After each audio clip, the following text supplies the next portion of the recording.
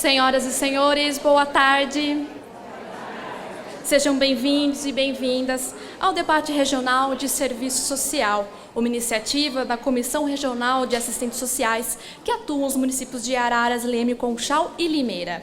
Parceria com a Câmara Municipal de Araras por meio do programa Câmara Participativa. Este evento celebra o Dia do Assistente Social, comemorado ontem, 15 de maio. E agora iremos conferir uma apresentação da Escola Municipal de Artes de Conchal, com a coreografia da professora Priscila Tavini.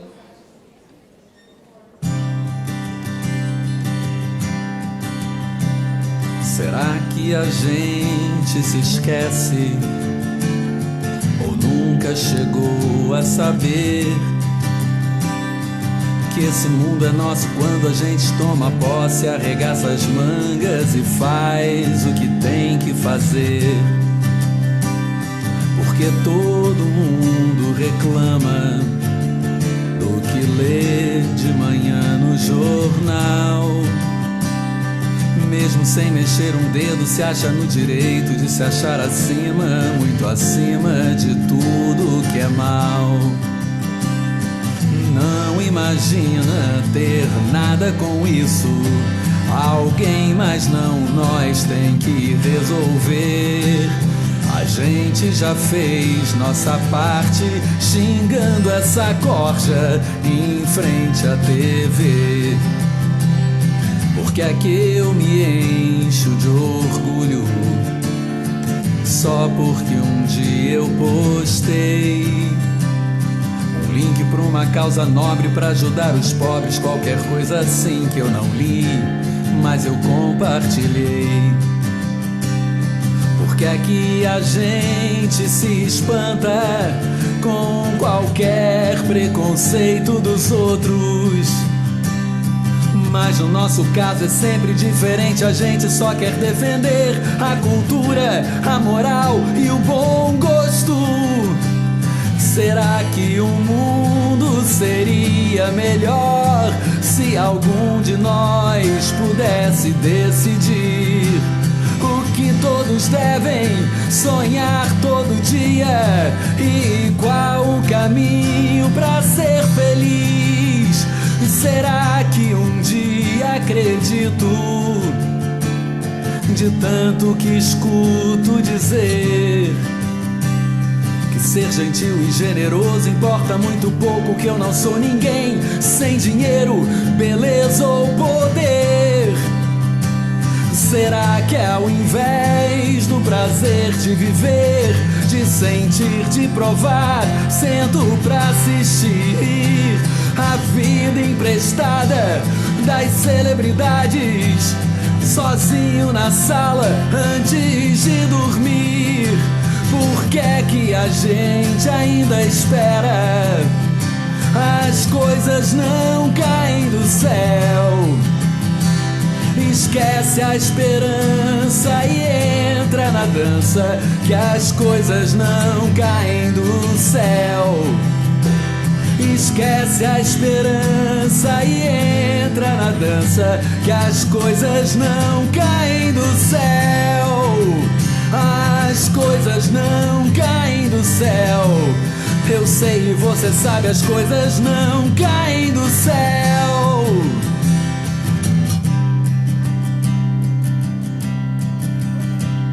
Porque todo mundo reclama do que lê de manhã no jornal.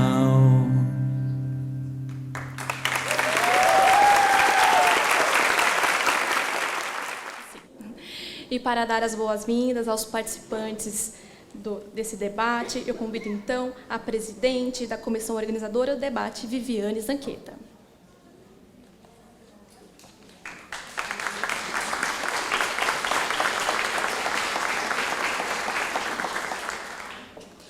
Sejam todos bem-vindos. Em nome da comissão organizadora, agradecemos a participação de todos, dos municípios presentes, das autoridades e na pessoa de Elaine Brambila e Breno Cortella. Agradecemos a vinda e disponibilidade dos palestrantes, diretora da Drades, Maria Germec, mestre Israel Gonçalves e deputada federal Luísa Erundina, que irão nos abrilhantar com suas palestras e debates. Bem-vindos ao evento Debate Regional Serviço Social e a Luta para a Consolidação dos Direitos. O assistente social é um profissional graduado, articulador das políticas públicas, que trabalha diretamente com a questão social e atua através de pesquisas e análises da realidade social, na formulação, execução e avaliação dos serviços, programas e políticas sociais, que buscam a preservação, defesa e ampliação dos direitos humanos e a justiça social. Trabalha com o intuito de emancipar as pessoas, tornando-as atores sociais de suas próprias vidas, visando a garantia de direitos e assistência para a população desamparada, com um compromisso de qualidade dos serviços prestados, na articulação com os movimentos sociais, tendo como horizonte a luta por uma sociedade justa, liberta de explorações e opressões. De acordo com as legislações, o assistente social tem compromisso com a defesa dos direitos humanos, os interesses das classes trabalhadoras, suas organizações e movimentos sociais. Os movimentos sociais constituem expressões de organizações de pessoas e grupos sociais que se articulam e lutam em conjuntos por objetivos comuns. Estamos vivendo várias manifestações nas ruas com os mais diversos motivos, e é necessário disseminar que a esperança real emerge da vontade coletiva, organizada contra o cotidiano de exploração do trabalho e de banalização da vida humana. E é legítimo o direito de organização e manifestação da população brasileira. Que nós, assistentes sociais, sigamos nessa construção coletiva com muita democracia, pluralismo, reafirmação dos princípios éticos políticos que fundamentam o projeto profissional do Serviço Social brasileiro e o compromisso com a continuidade do nosso processo coletivo de organização. Obrigada e ótimo evento a todos.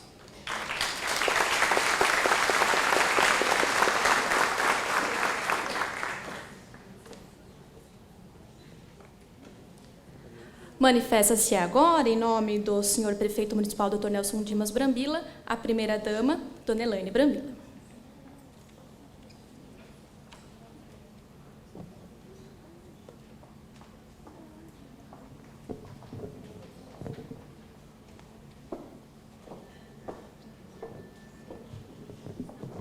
Muito boa tarde a todos e a todas. Primeiramente, eu gostaria de agradecer a oportunidade de estar aqui e representando o prefeito, mas também com muito orgulho de participar desse evento e pedindo desculpas pela sua ausência. Ele já esteve com a deputada Erundina ainda hoje, pedindo desculpas, mas mesmo assim eu sou transmissora ainda dele, a ausência dele, a impossibilidade dele estar aqui. E manda um abraço a todos e desejo um bom evento. Minhas saudações carinhosas e especiais à nossa deputada federal, nossa palestrante de hoje, Luísa Erundina. A palestrante também, diretora da Drades, Maria Germec. Saudações especiais também ao Israel, que é o outro palestrante da tarde, mestre em ciência política, especialista em sociologia, da cidade de Limeira. Excelentíssimo senhor presidente da Câmara Municipal, Breno Portela, minhas saudações. Vereador e idealizador do evento, Erinson Mercatelli. E vereador Marcelo de Oliveira.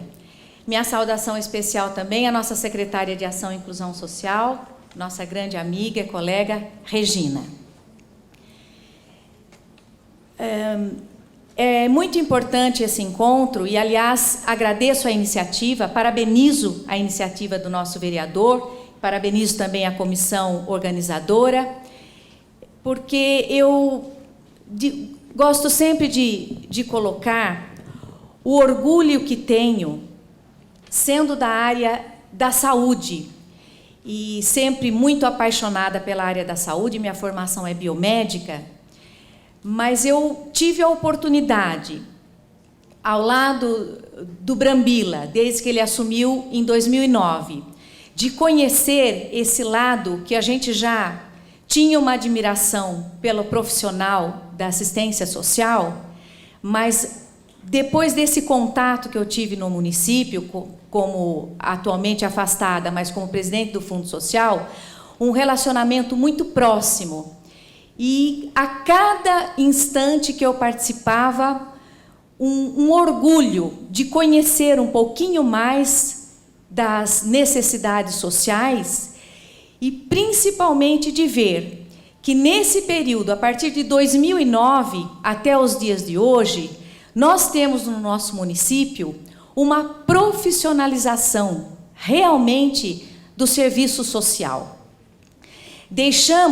Ainda temos muito o que caminhar, mas deixamos aquele assistencialismo, muitas vezes maléfico, cada vez mais distante. E hoje nós temos, repito, volto a me orgulhar, nós temos um serviço ainda cada dia sendo ampliado mais, através dos CRAS, dos CREAS, ou seja, hoje a assistência social no município é, de fato e verdadeiramente, uma política pública, como deve ser a toda a região, a todo município, enfim, para um país que realmente quer diminuir as distâncias sociais, mas de maneira, repito, profissional, como política pública, sim, sempre atendendo às necessidades básicas, em primeiro lugar, e olhando as pessoas como um todo. Eu tive a oportunidade, dentro do Fundo Social, de falar e incansavelmente para as pessoas. Eu sei que cada um que está sentado aqui na minha frente tem uma necessidade, mas cabe ao poder público olhar de forma igual a todos e elencar aqueles que precisam primeiro. Todos têm direito de ser atendidos, mas primeiros aqueles que são mais necessitados. Então essa é a mensagem que eu deixo para vocês, o orgulho que eu tenho de saber que nossa cidade e agora a região mobilizada, buscando melhorias para o profissional da assistência social, porque eu sei que vocês, estando bem consigo próprias, vão poder exercer melhor a sua profissão, e isso é melhor para o município, é melhor para o nosso estado e para o nosso país, que é aquilo que nós buscamos. Cada um de nós que estamos aqui busca isso, uma melhoria que só conseguimos através de uma igualdade social. Então, bom evento a todos, parabéns e muito obrigado aos palestrantes que tenho certeza que nos vão elucidar melhor ainda para podermos ter esse trabalho que almejamos. Muito grata.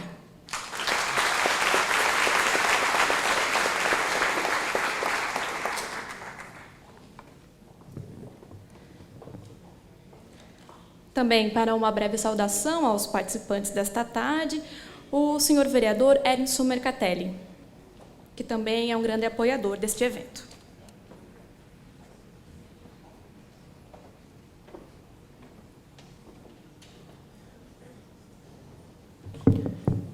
Boa tarde a todos. Primeiramente, parabéns pelo Dia da Assistência Social, comemorado ontem. Parabéns para a comissão organizadora pelo belíssimo evento, mais uma vez, o ano passado sendo municipal e esse ano regional, e realmente um evento de peso, um evento que mobilizou 4 cidades da nossa região.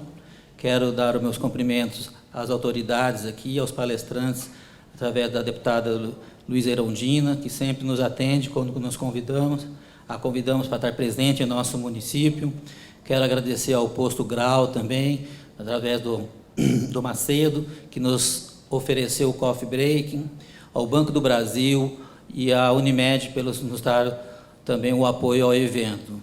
Eu acho que esse dia é marcante, é um debate dos direitos humanos, dos direitos sociais, aonde todos nós aqui devemos não só anotar e ficar num papel que um dia participamos de um evento, e sim levantar cada um a sua bandeira e ir à luta. O povo brasileiro está mostrando isso, o povo brasileiro quer isso, quer uma renovação, quer seus direitos adquiridos. E cabe a vocês, assistentes sociais, que tantos valores têm, se unirem e serem a idealizadora desses processos de direitos humanos. Parabéns a todos, tomara que seja um bom evento e que todos saiam cada vez mais com informações para poder levar para a sua cidade, para a sua região e para a sua própria casa com seus filhos, já educando eles a lutar pelos seus direitos. Uma boa tarde a todos.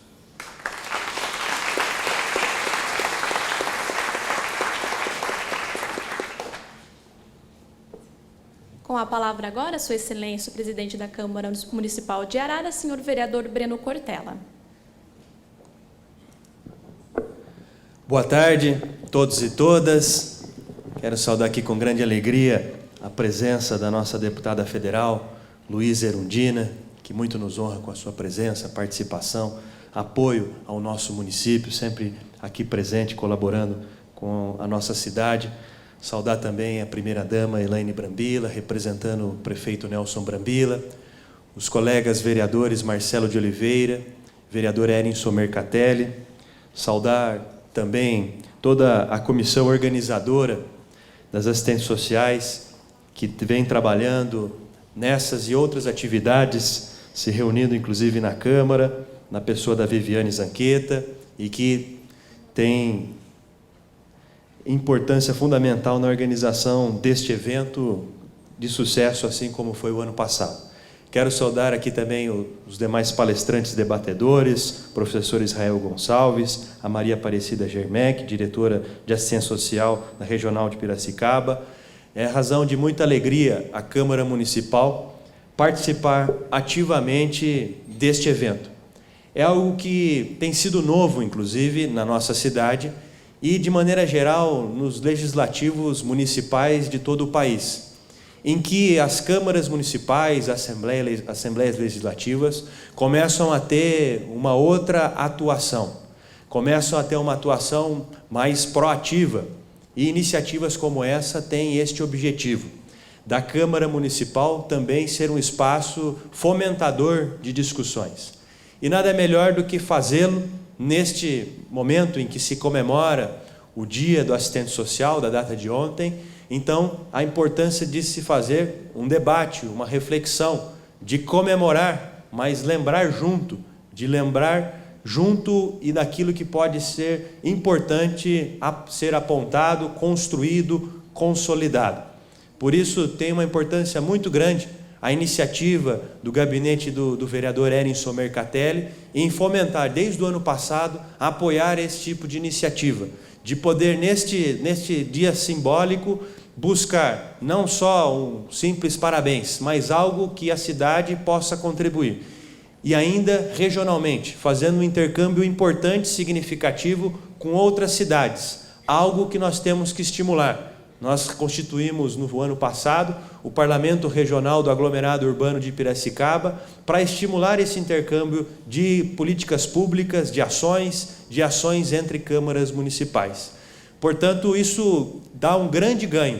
É importante ressaltar aqui a presença dos secretários municipais, diretores de departamento da região, aqui a secretária de Ação e Inclusão Social, Regina Piccolini, a secretária de Educação, professora Elizabeth Cilindre. Isso permite a cidade de Araras e as cidades da região debater esses temas tão importantes. E a Câmara Municipal, no seu programa, que já existia, de Câmara Cidadã, desde o ano passado, de Câmara Participativa, e ainda, agora, mais recentemente, que não teve ainda uma ação efetiva neste evento, mas que terá em formatos similares a este também, a Escola Legislativa de Araras, que será lançada, e eu faço um convite aqui a vocês que estão, inclusive da região, para participarem conosco da sessão solene de instalação, de lançamento da Escola Legislativa de Araras, no próximo dia 27 de maio, à noite, às 19 horas, na Câmara Municipal. Portanto, ações de escola legislativa, de educação, de debates em que o Poder Legislativo contribui, não só como de forma passiva, receptor ou fiscalizador daquilo que é encaminhado pelo Poder Executivo para ser apreciado na forma de voto, do voto do parlamentar para que seja tornado uma lei.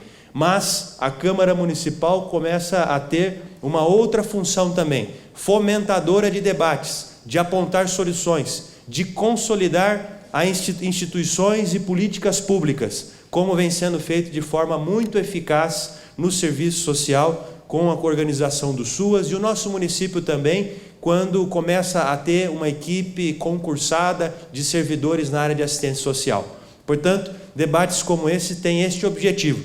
E ainda colocando temas da atualidade.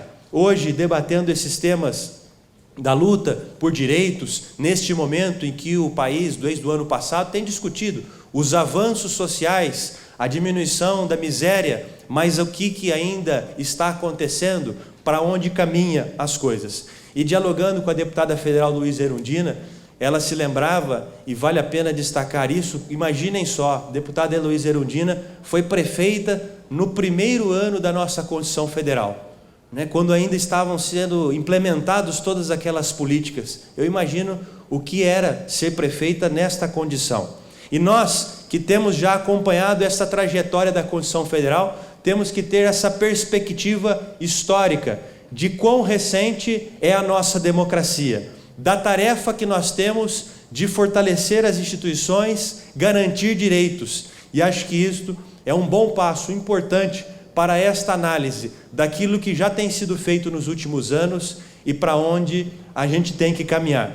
Eu acho que isto será uma contribuição valiosa que o debate de hoje, os ilustres palestrantes, poderão dar a todos nós que aqui estamos, a nossa cidade e a região. Parabéns. Obrigado.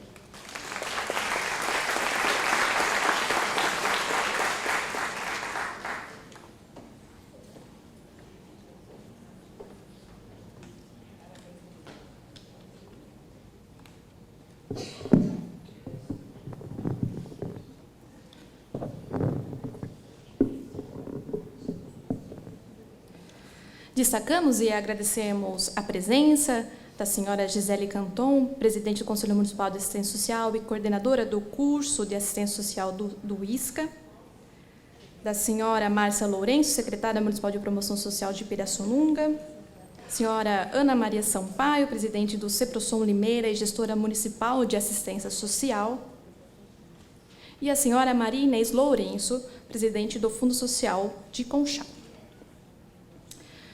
Agradecemos também o apoio da Prefeitura de Araras e dos patrocinadores deste evento, Unimed Araras, Banco do Brasil e também ao senhor Macedo, gerente da Unidade 56 da Rede Grau de Jundiaí, que forneceu o nosso coffee break. Anuncio, então, os componentes que integram a mesa de debates. Convido, então, a senhora Viviane Zanqueta, assistente social e presidente da comissão organizadora do debate regional e mediadora, ao senhor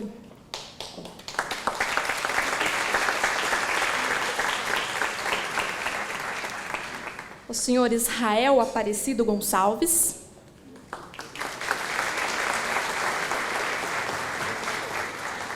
ele que é mestre em Ciência Política pela UFSCar, especialista em Sociologia Política pela Universidade Federal do Paraná, com graduação em História e Gestão Pública. Convido também a senhora Maria Aparecida Ribeiro Germec.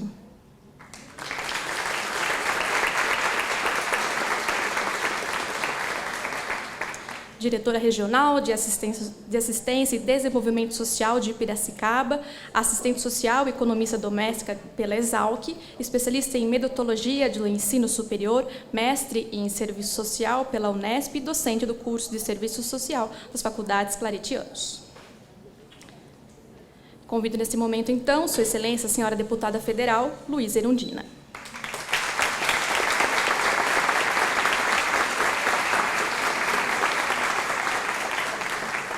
Formada em Serviço Social na Universidade Federal da Paraíba e mestra em Sociologia, formada pela Escola de Sociologia e Política de São Paulo, presidente também da Associação Profissional dos Assistentes Sociais de São Paulo e membro do Centro Latino-Americano de Trabalho Social.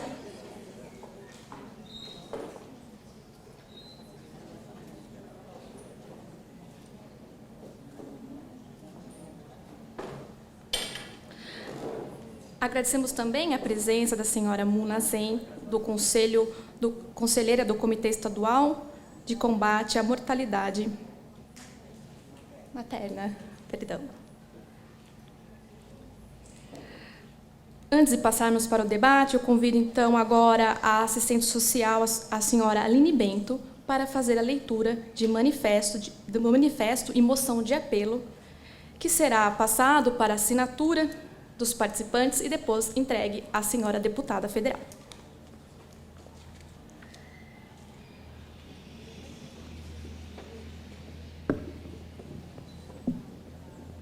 Manifesto. É com insatisfação com a remuneração do profissional assistente social que a Comissão Regional de Assistentes Sociais dos municípios de Araras, Leme, Limeira e Conchal vem perante ao CRES São Paulo manifestar interesse por melhores condições de trabalho e remuneração. No evento do dia 16 de maio, foi reunida a categoria de assistentes sociais de toda a região para debater sobre o serviço social e os movimentos sociais. Dentre os assuntos levantados previamente, o salário da categoria foi o assunto mais elencado pelos profissionais. Na expectativa de realizar levantamento de salários, obteve-se um resultado insatisfatório, pois foi constatado que ainda existe a exploração da mão de obra, inclusive dentro da nossa profissão, com salário de R$ 850 por 6 horas diárias, 30 horas semanais. É uma situação que necessita de atenção e possível intervenção por parte desse órgão, que tem como uma das funções a fiscalização das condições de trabalho do profissional. Manifesta-se essa comissão com o intuito de solicitar a esse órgão especial atenção e agilidade quanto à preservação de direitos da categoria. Segue anexa a cópia da moção de apelo apresentada na ocasião à deputada federal Luísa Erundina, com cópia de abaixo-assinado dos profissionais que aqui representamos, na perspectiva de obter reconhecimento e respostas concretas quanto à nossa manifestação. Moção. Apelo à deputada federal Luísa Erundina para apoio e intervenção na criação de piso salarial da categoria de profissionais assistentes sociais. Encaminhamos esta moção de apelo à deputada para solicitar seu apoio e intervenção no que tange à criação de piso salarial para a categoria, em virtude da degradação cada vez maior de salários da categoria e também da não valorização desse profissional no mercado de trabalho, tanto no setor público quanto no privado. Embora a profissão de assistente social tenha sido marcada pela luta e avanços significativos, como a recente conquista da jornada de trabalho reduzida para 6 horas diárias, ainda existe o aspecto salarial a ser repensado enquanto categoria. Sabemos e reconhecemos a atuação do conjunto CRES e Cefes, no entanto, ainda carece de iniciativas no sentido de promover o reconhecimento profissional e salarial dessa profissão, que se faz muito importante na divisão social do trabalho. No sítio do CRES São Paulo, encontramos a seguinte referência salarial. Menor valor, R$ 2.739. Média, R$ 3.636. E maior valor, R$ 5.375. Já a Resolução Cefes número 418 de 2001 e suas alterações posteriores institui e atualiza a tabela referencial de honorários de serviço social.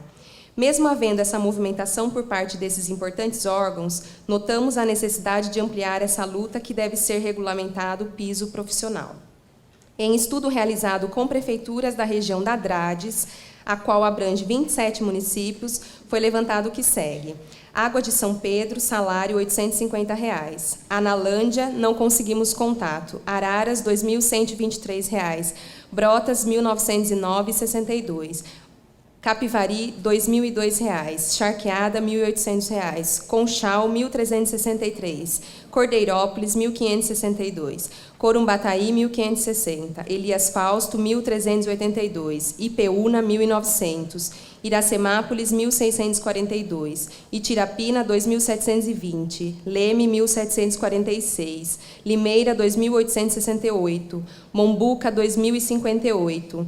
Piracicaba, 2.600. Pirassununga, 2.473. Rafar, 1.409. Rio Claro, 1.746. Rio das Pedras, 2.388. Saltinho, 2.289. Santa Cruz da Conceição, 1.927. Santa Gertrudes, 1.827. Santa Maria da Serra, 1.550. São Pedro, 1.402. Torrinha, R$ 980. Esse levantamento reflete a diferença salarial que existe dentro de uma região com características semelhantes, mas que possuem grandes divergências no que tange à remuneração do profissional assistente social. Nota-se que o menor salário é de R$ 850. Uma triste realidade que necessita de intervenção urgente, pois esses profissionais estão à margem do mercado de trabalho. Uma realidade tão gritante quanto aquela que convivemos no cotidiano de trabalho.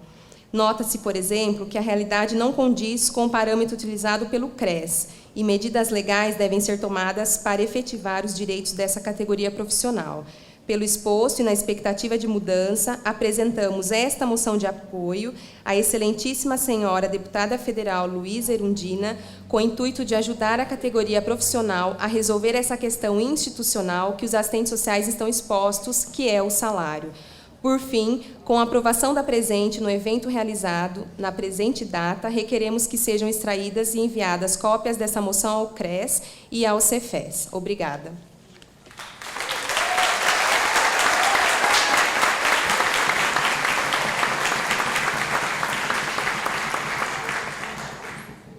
Só passar uma informação para os participantes, Viviane, que sobre a entrega dos certificados, ela será feita mediante a apresentação da pesquisa de opinião que vocês receberam, que vocês devem entregar na saída desse evento, certo? Então, agora, com a palavra, Viviane. Boa tarde, pessoal. Eu vou explicar para vocês como que nós vamos conduzir os trabalhos agora. Nós temos 3 palestrantes e um tempo um pouco reduzido. Cada um vai ter uma fala de 10 minutos, mais ou menos, que eu vou tentar ser a chata aqui de controlar o horário. E depois, após as falas, será aberto para pergunta. Pode ser feito perguntas escritas, né, que tem as meninas que estão com a camiseta, com o uniforme dos lados, vocês podem entregar para elas. Ou então, por microfone, que vai também estar um microfone disponível. Tudo bem? Então, eu vou passar a palavra para o primeiro palestrante, que é o mestre Israel Aparecido Gonçalves.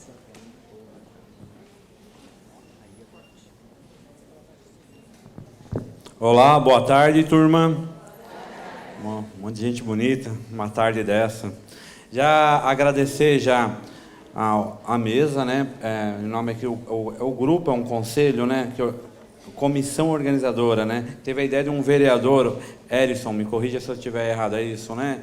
Então, olha só a importância aqui, já começando a relação do legislativo, mediando um debate entre uma categoria, né, e a sociedade. Então, já tem uma coisa importante na questão de conquistas e direitos. Então, ao Edson, a Viviane, agradecer e ter a honra de estar com a dona Maria, a Maria Aparecida, isso, deputada, Erundina, ao Breno, presidente da Câmara, que vai ter agora, dia 29, né, a inauguração da Câmara Participativa, outro vínculo, né, entre sociedade e parlamento. A Câmara Participativa é uma Câmara, a Escola Legislativa, isso.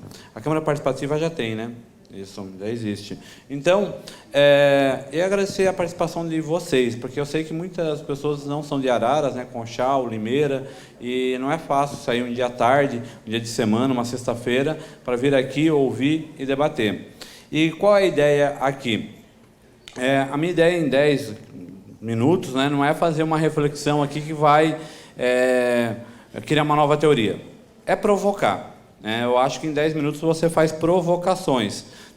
E a primeira questão veja, o cenário atual do Brasil, né, está levando para eleições, mas antes das eleições tem a Copa. Eu vejo que na Copa, né, as pessoas ficam motivadas, né, o Brasil, né? É o Brasil que pode ganhar essa Copa. Mas, ao mesmo tempo que essa motivação, que eu vejo de algumas pessoas até colando figurinha no álbum, eu vejo protestos falando, olha, o Brasil vai parar na Copa. Então, em vez de a gente ter, é um sentimento isso, um clima de alegria, de festa, você acaba tendo um clima até de negatividade. Que eu vou chamar, não eu, né? Vai ter vários autores que estão debatendo isso, eu não vou ficar aqui citando eles. Depois, no debate, a gente até pode pontuar. Que é um tipo de um mal-estar da civilização brasileira.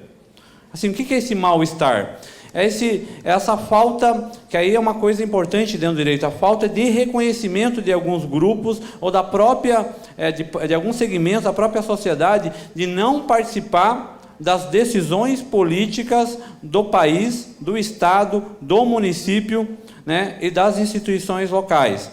Então, é por isso que eu já inicio falando, olha a importância de um vereador, que a gente pensa que quer fazer lei, ele já está trazendo um debate, ele já está permitindo que pessoas de uma categoria, seja aqui assistente social, mas poderiam ser outros, se reconheçam e debatam os seus problemas salariais e de melhoria das condições de trabalho, a partir de uma reflexão que se tornou uma ação de um parlamentar que foi eleito de forma legítima. Que, um ano atrás, esse vereador, não como pessoa, mas como instituição, estava sendo criticado no poder, né? Muitos manifestantes ocuparam câmaras municipais, como ocuparam lá em Limeira, só não ocuparam a prefeitura porque a prefeitura fechou as portas, né? Então, isso já é uma coisa interessante, você vê que esse mal-estar, né, ou esse sentimento negativo, vamos dizer assim, num sentido até, se a gente pensar que se o Brasil ganhar ou não, vai ter algum ato de violência, alguma manifestação. E é esse que é o problema. O que é o mal-estar civilizatório? O que é a civilização? A civilização, ela é racional e ela trabalha pelo diálogo, né? Nós estamos aqui dialogando, nos reconhecendo, né? O que é um incivilizado? Né?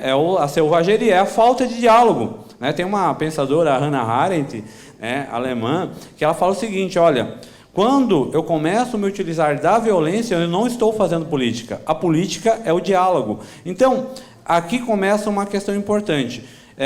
As manifestações do ano passado e as manifestações desse ano, em especial, elas estão marcadas não pelo debate do político ou da política, mas por meio da violência. Eu acho que este é o grande problema, né, que nós temos que enfrentar. Por quê? Porque se perdeu, a gente vai chegar lá, uma noção do político. Então, por exemplo, o maior inimigo hoje é o Estado. E o Estado democrático, conquistado por meio de manifestações, né, contra o regime militar. O segundo, essas manifestações, elas são midiáticas, ou seja, tem que aparecer na TV ou no jornal. Né? É uma coisa personalista também. Ou seja, as pessoas vão lá, tiram foto, colocam no Facebook, elas não sabem muitas vezes o que está acontecendo, né? Mas ela é contra a instituição democrática, que é o Estado, né, os parlamentos, ela é midiática, ela é personalista, e ela tem que, para mim, eu acho que é o mais complicado, que ela tem uma cara de fazer justiça, né? O justiciamento, né? Nós estamos na rua para fazer justiça. Eu lembro que quando eles ocuparam a Câmara, eu estava lá em Limeira, ano passado, o problema tem que parar com o subsídio ao transporte público, tem que ter passe livre já, e a gente quer rediscutir o transporte. Eu falei, opa, vamos sentar e vamos rediscutir o transporte. Mas quem paga a conta? Não, vai ser de graça. Eu falei, não existe isso, né? Ou seja, tem que ser feita a verdade e a justiça agora. Como aquele grupo, de forma legítima, porque o protesto é legítimo, né?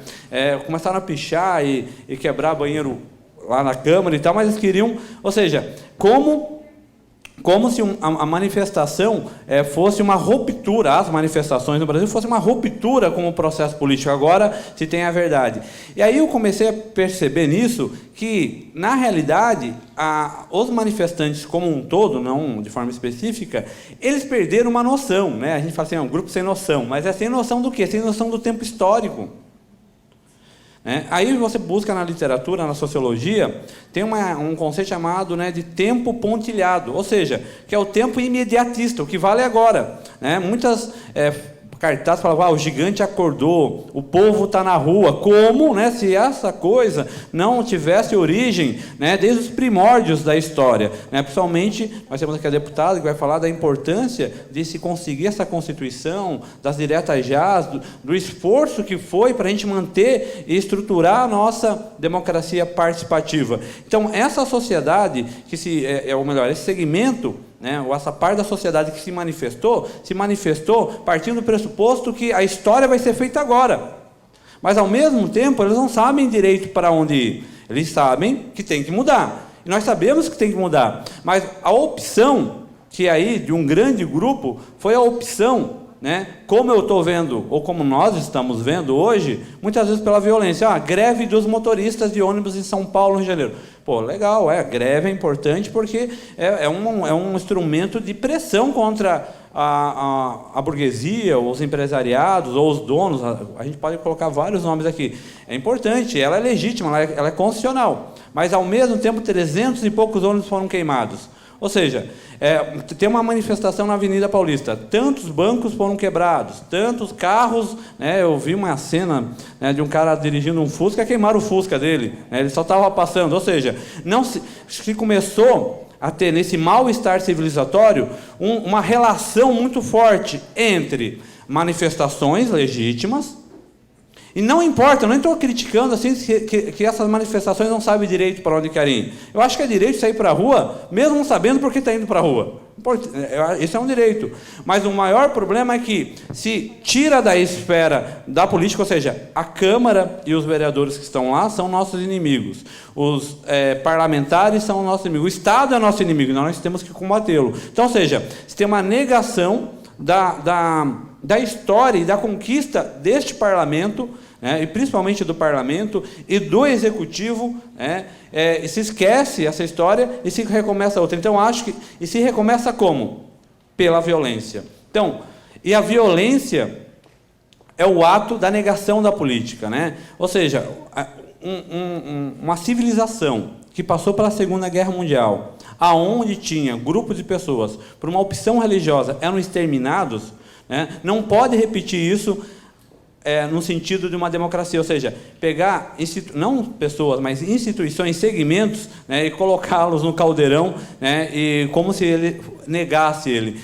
E aí, o que nós temos? Nós temos manifestações que, de forma legítima, buscam reivindicar novos direitos, que eu acho que isso é importante, porém, a forma de se utilizar essa reivindicação tem sido a violência. Lembrando, os manifestantes começaram por meio do passe livre, né, por meio do debate da mobilidade urbana que trouxe o debate da Copa. Se a gente vê, né, isso é interessante por quê? Porque essas reivindicações vêm trazendo um novo debate de novos direitos. Se a gente pegar o Marshall, que é um pensador britânico, ele fala, primeiro existiu os direitos civil, né, lá no século XVIII. Depois, os direitos políticos no século XIX. Hoje, nós estamos na era dos direitos sociais, né? E esses direitos sociais, que vêm sendo conquistados ao longo do tempo, também parece que não são reconhecidos, né? O nosso vereador, presidente da Câmara, falou de algumas questões importantes, por exemplo, né, como era ser prefeita, né, o prefeito, na década de 80, onde as pessoas morriam de fome, onde o desemprego era altíssimo. Por que hoje as pessoas estão morrendo cada vez menos de fome? Porque é um programa social para isso. Muito criticado por pessoas que não conhecem, mas só o Bolsa Família, quantas vidas não salvaram? E foi uma conquista de quem? Da sociedade. A questão do desemprego. Hoje eu recebi uma pesquisa em Limeira, né? Qual é o maior problema da cidade de Limeira? O desemprego era 0, alguma coisa. Oficialmente ela nem vai ser colocada, porque abaixo de 1% os estatísticos não vão colocar, mas ela é tão insignificante o desemprego, o problema do desemprego em Limeira, que nem vai ser colocado como questão. Então, ou seja, é um país onde nós temos uma categoria, que era os miseráveis, ascendendo socialmente, nós temos pleno emprego, nós temos o ProUni, muitos estudantes que estão aqui são ProUni. E nós temos agora os mais médicos, que são 3 fases de políticas públicas importantes dentro do processo político. Tem que melhorar sempre. E como que se faz isso? Por meio de manifestações, por meio do voto, por meio de sair na rua. O problema é como fazer isso né? É o Estado que está perdendo a sua legitimidade? Né? E segundo, qual é o papel da assistente social para com relação a esse mal-estar civilizatório no Brasil? Né? Que vocês que estão na ponta entre, né, o Estado, vocês representam o Estado, né, que vai aplicar as políticas públicas, e vocês estão na ponta recebendo e trabalhando com as pessoas que necessitam desses benefícios, que muitas vezes não reconhecem isso. Então, são essas perguntas no sentido, né? Será que nós estamos caminhando para o mal-estar civilizatório? Aonde está a política nisso? Como fazer essa relação entre Estado e sociedade? E qual é o papel, né, da assistente social e das escolas de serviço social com relação a esses problemas de novos direitos? Eu gostaria de terminar dizendo uma frase de um pensador muito importante, mas como eu não sou um bom orador, termino por aqui e espero que a gente tenha um bom debate. Obrigado.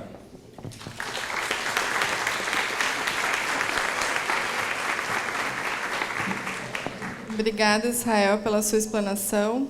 Desculpa ter que ir, né, por conta do tempo.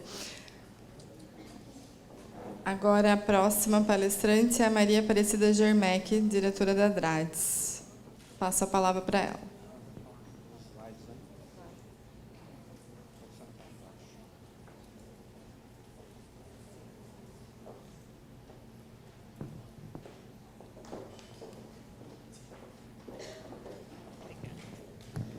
Boa tarde a todos, a todas, né? Vou tentar ser rapidinho assim, que tem 10 minutos só para a gente fazer a fala, mas eu gostaria de parabenizar, né, todos e todas as assistentes sociais aqui presentes, porque é muito importante essa reunião para a gente comemorar, parabenizar toda a equipe de organização do evento, que essa mobilização da categoria é extremamente importante, e eu acho que isso já mostra a motivação que todos têm em estar aqui, né?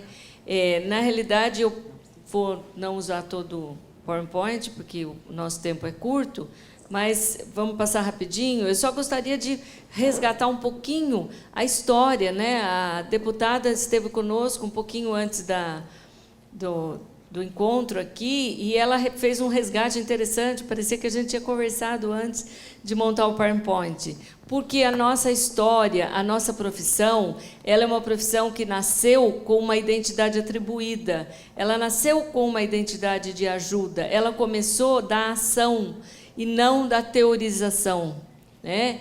E aí a gente vai vendo, né, uma profissão que hoje tem 120 mil assistentes sociais no Brasil, só perde para os Estados Unidos, né, o segundo maior colegiado, e o prognóstico disso, quem esteve no encontro segunda-feira da Cortez, a professora Marilda fez um prognóstico, né, dos cursos, o curso à distância, o número de assistentes sociais, né, a progressão desse número que vai ser cada vez maior.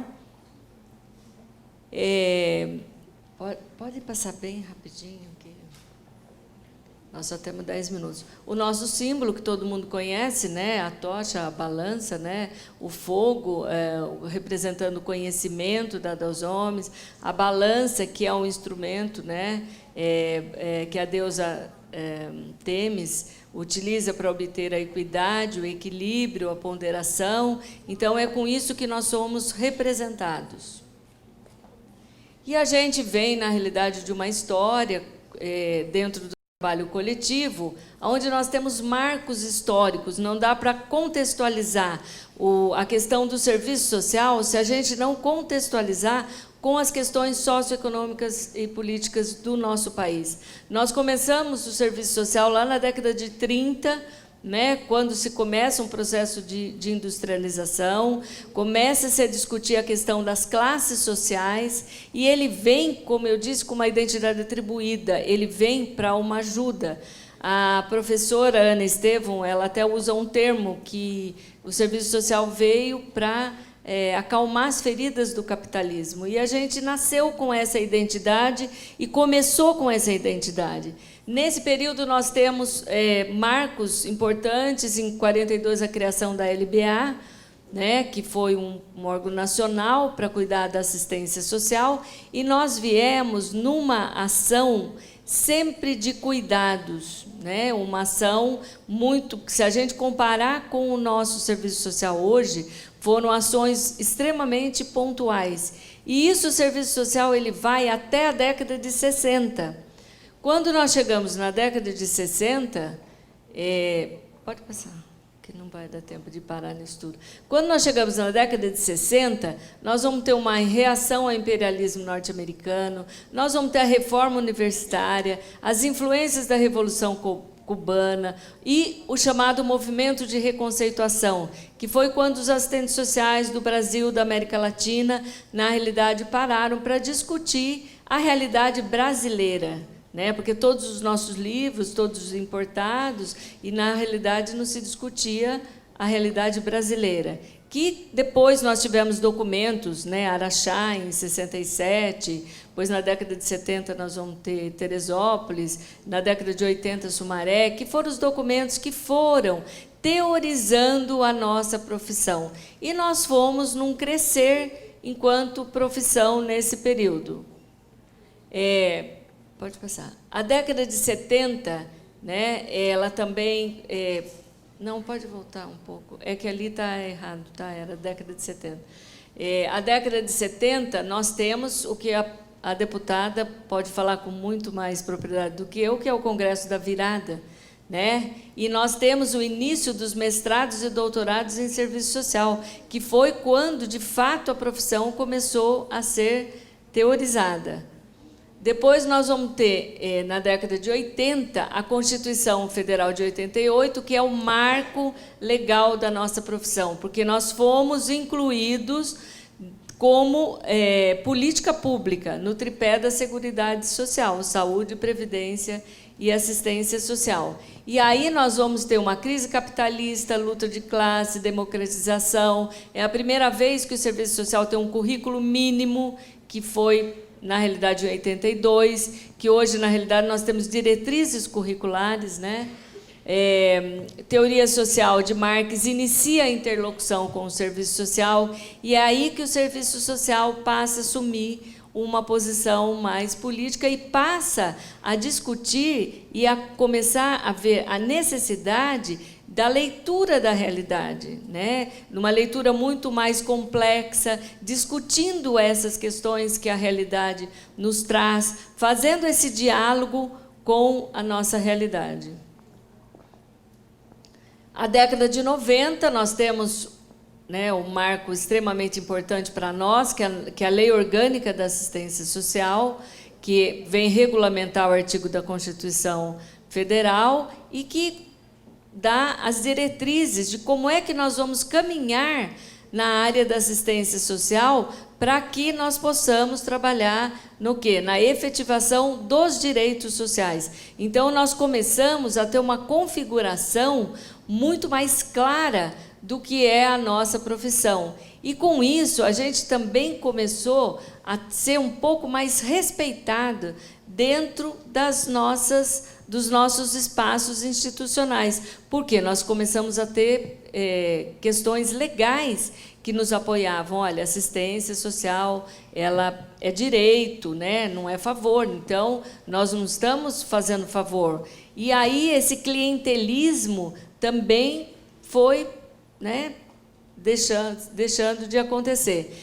Nós temos o Estatuto da Criança, Lei de Regulamentação da Profissão, que também é de 93, as novas diretrizes curriculares, e que ele ultrapassa a condição de executor de programas para assumir posições de planejamento e de gestão, as novas configurações e manifestações da questão social. Então, abriu mais o leque de ação do assistente social, mas, em contrapartida, também passou a exigir um profissional muito mais crítico, um profissional muito mais competente, um profissional inserido nessas questões da sociedade, não só nas causas, nas consequências que as questões sociais traziam, mas sim nas causas, né? Nós passamos a atuar muito mais e discutir essas questões.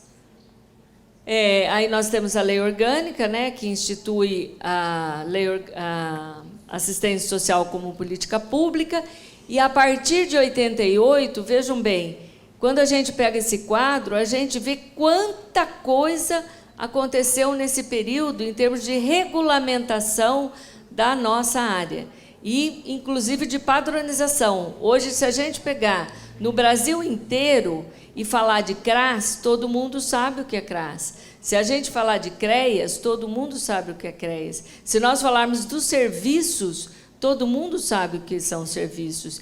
E isso exigiu do profissional mais qualidade no trabalho.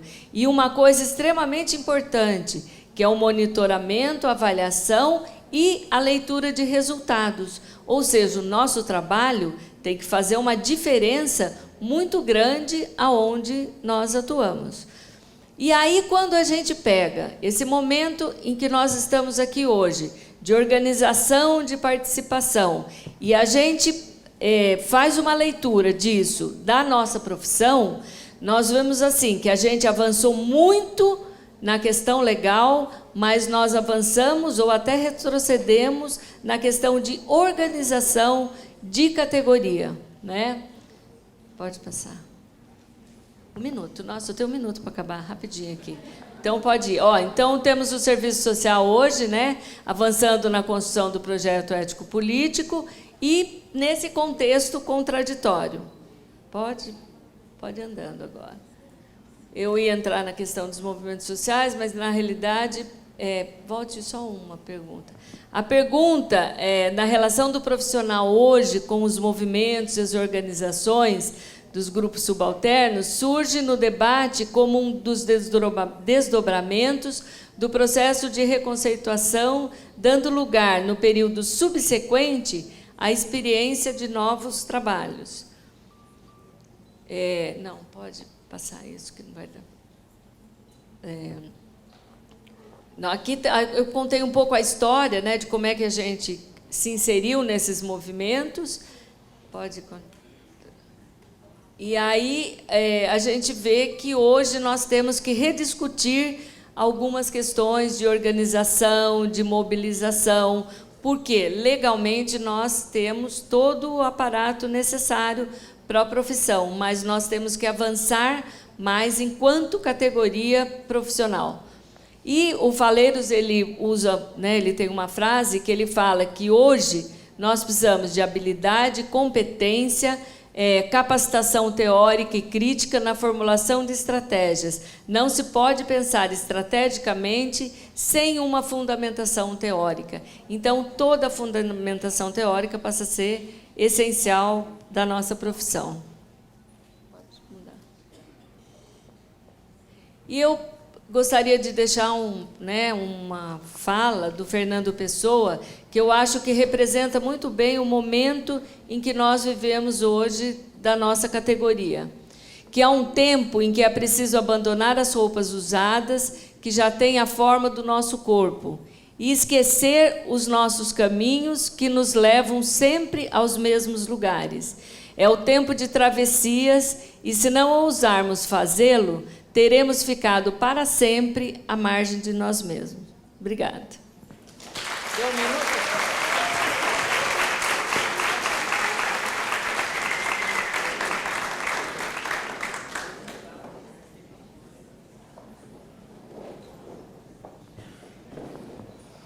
Bom, agora, para encerrar esse momento das palestras, para a gente ir para as perguntas, eu passo a palavra para a deputada Luísa Erundina.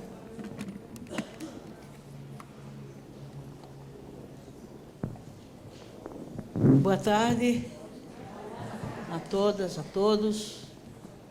Eu vou falar na mesa para ficar mais horizontal no diálogo, na tentativa de diálogo com vocês aí no plenário. Eu quero saudar a mesa, dizer que é uma honra integrar esse grupo de expositores, de debatedores, né? E, sobretudo, saudar a iniciativa, cumprimentando as colegas Viviane e a Vanessa, em nome das quais eu saúdo o grupo, não só que organizou esse evento, mas que vem articulando e organizando a categoria dos assistentes sociais na região, e não apenas em Araras, o que é bastante promissor do ponto de vista da organização política como condição para se promover mudanças. Mudanças, inclusive, no âmbito da própria categoria. É uma honra também estar aqui com a Maria Germec e com o Israel Aparecido Gonçalves, e dizer que esse encontro com vocês, profissionais, trabalhadores sociais, que operam as políticas sociais públicas e que, como grupo social, também sofrem vocês desse grupo o impacto de uma realidade em transição, como ficou muito bem posto aqui nas falas que me antecederam. Eu diria, até a partir da minha reflexão sobre o momento que estamos vivendo no Brasil e no mundo, que é um momento de transição, de um ciclo histórico-social para outro ciclo histórico-social. A história da humanidade, ela se constrói e ela se organiza através de ciclos, ciclos que têm início, evoluem, atingem o ápice, depois regridem, mas nunca regridem ao estágio zero do início desse ciclo.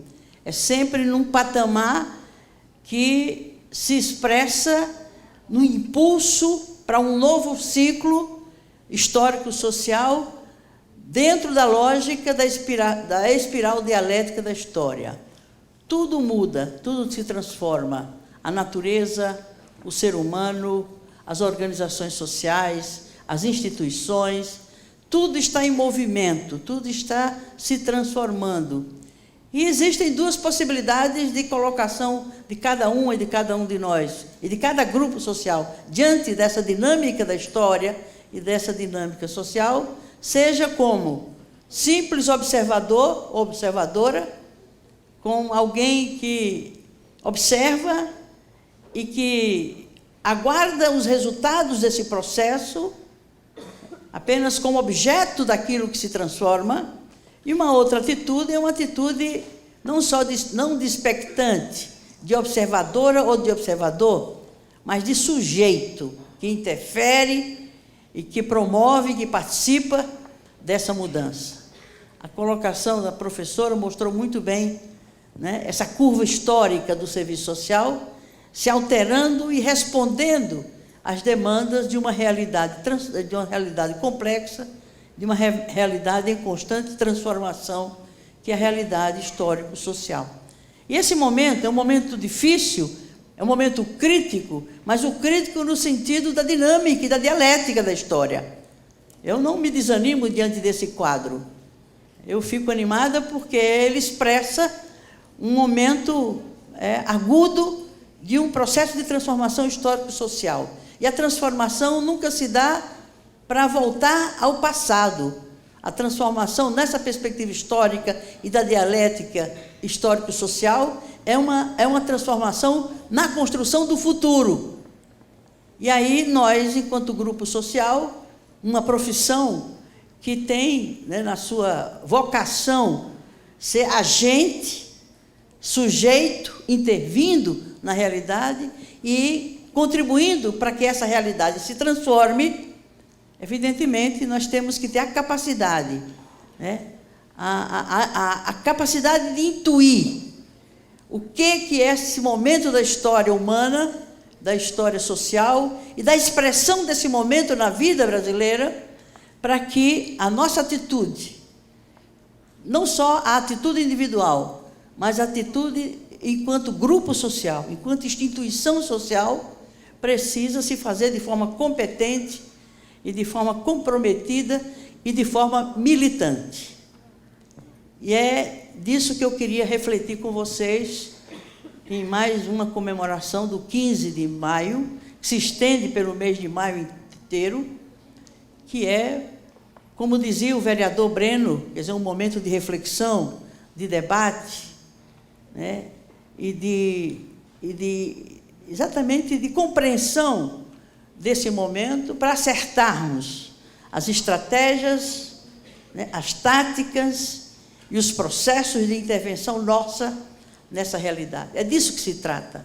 E aí eu vejo com muito entusiasmo o esforço das minhas colegas assistentes sociais de Araras e dos outros municípios que estão nessa região e que, para além das outras instâncias da organização da profissão, estão fazendo um esforço de articulação pela base, juntando os profissionais, assistentes sociais, para refletir a realidade de cada município e, dentro disso, da região como um todo, e eu espero que isso extrapole os limites da região, vá para além dos limites do Estado, vá para além dos limites do país e se desborde, né, para o continente latino-americano e pela dimensão mundial do que está acontecendo hoje na realidade humana e no projeto humano. É algo muito profundo, é algo complexo, é algo desafiador, mas é algo muito esperançoso.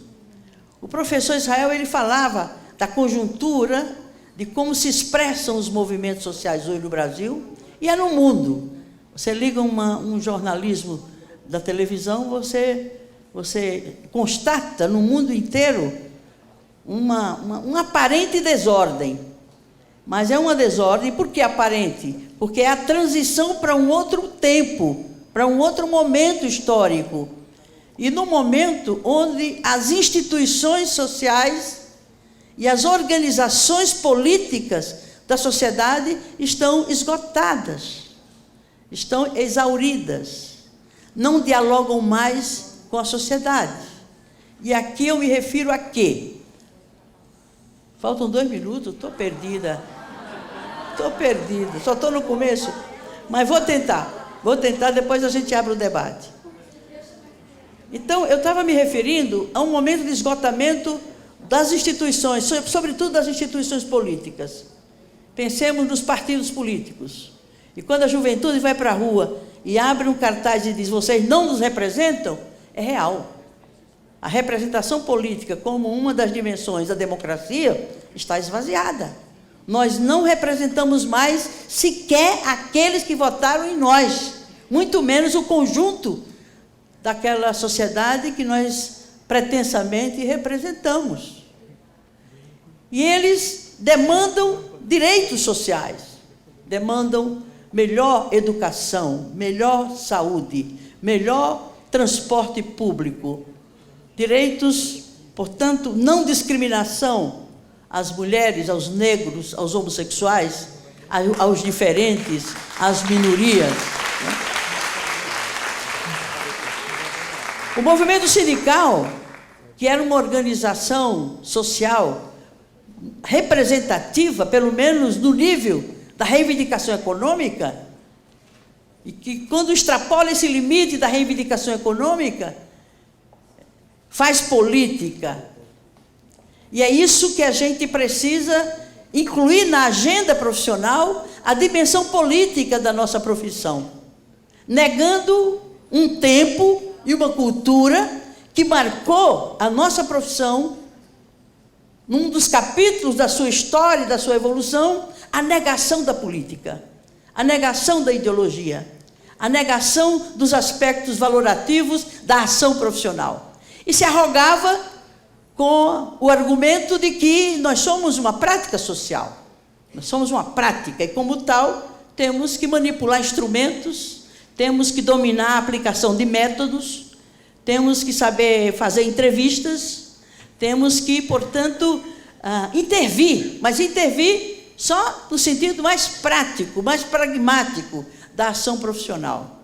E negando a política, não somos políticos, não queremos falar de política, não queremos falar em crítica da realidade, mas como transformar a realidade se a gente não faz a crítica dessa realidade? Se a gente não faz a leitura dessa realidade a partir da compreensão do conjunto da sociedade sobre essa realidade. A quem serve essa realidade? Com certeza não é a maioria do nosso povo. Com certeza não é a maioria que constrói, que produz a riqueza e que constrói essa sociedade. Isso tem que mudar, como vem mudando ao largo das últimas décadas, a partir do momento em que a profissão assumiu para si a dimensão a dimensão política do seu projeto profissional. Porque a pretensa neutralidade, ainda há pouco a gente conversava com um grupo de colegas, antes de virmos para cá, e nós dizíamos que a pretensa neutralidade, ela é política. Quando você se decide a ser neutra na tua intervenção profissional, na tua prática profissional, na tua atuação profissional, essa tua atuação não é neutra, porque ela produz resultados. Aí tem que se perguntar, a quem servem esses resultados da minha prática profissional? Portanto, ela não é política, ela gera resultados, ela atende a objetivos, ela reproduz interesses e, pior, reproduz privilégios. Ou a gente assume a dimensão política da nossa profissão, ou a gente se posiciona politicamente em relação à nossa prática profissional, ou nós estaremos de forma alienada e alienante servindo a uma minoria e a reprodução dos seus privilégios. E eu acho que não é para isso que nós devemos nos colocar como sujeitos políticos, como sujeitos que fazemos a história e não apenas sujeitos que sofrem a história. Era sobre isso que eu queria falar para vocês. E eu digo que mesmo aquele manifesto que vocês me trouxeram aqui, me pedindo meu apoio, eu diria para vocês o seguinte: claro que tem um projeto de lei no Congresso Nacional propondo um piso salarial para os assistentes sociais. E nós fomos felizes que conseguimos que o Congresso, depois de muitos anos, nos aprovasse uma jornada de trabalho de 30 horas semanais. Os enfermeiros e enfermeiras,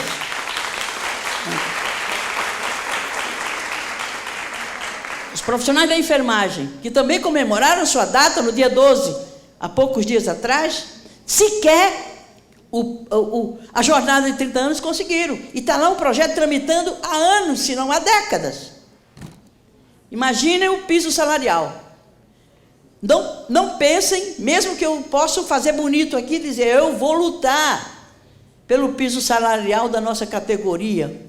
Tudo bem, é uma declaração de intenção, mas fazendo uma análise fria, realista e honesta, o Congresso jamais vai aprovar esse piso salarial da nossa categoria enquanto a nossa categoria não acumular força política, organização política e protagonismo político. Não esperem que o Congresso não fará essa mudança, que é um direito que temos que lutar por ele, como tantos outros que vocês apontam aqui a sugerir o tema dessa reflexão e desse debate. Ou seja, a luta, né, para preservar os direitos, né, para consolidar os direitos. Mas mais do que consolidar direitos já conquistados, preservá-los para que não se percam, estão se perdendo com a concepção do Estado mínimo, com o neoliberalismo, com a economia de mercado, com a flexibilização das relações de trabalho. O que é? É a renúncia a conquistas e a direitos pagos com prisões, com mortes, com violência contra os operários. E aqui eu aproveito para lembrar as vítimas do golpe militar, que completa este ano 50 anos, e a categoria não pode deixar de fazer uma reflexão sobre isso, cujo impacto ainda se faz sentir nos dias de hoje. A violência nas ruas, a tortura nas delegacias de polícia,